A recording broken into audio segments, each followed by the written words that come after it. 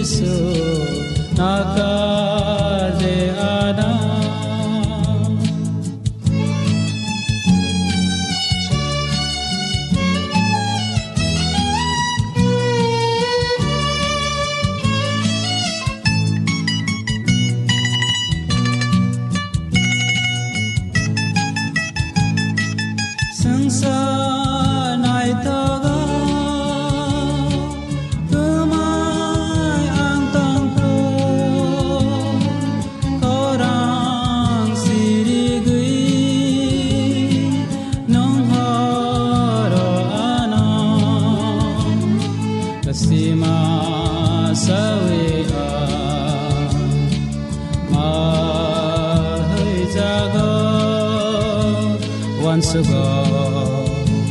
ang sangsana yakar matang na ani Yesu nakade ana ani Yesu nakade ana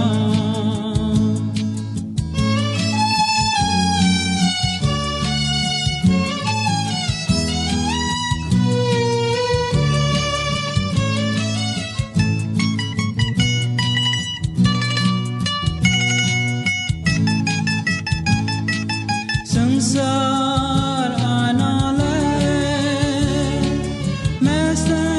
mesananayo fantereyangle kleya anayo Yesu yakaya ana kebeya once ago ang sangsana yakar matang na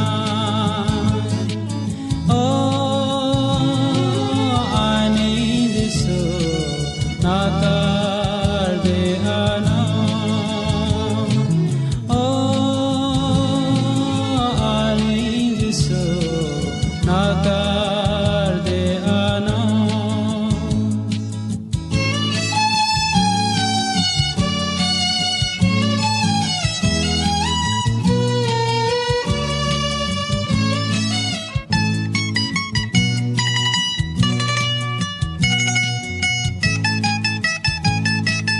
Tuis lang kuarmao ang kulagtang tru bekakului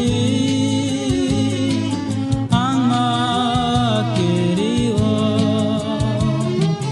Yesu yakarya anak kibiya once ago ang sangsana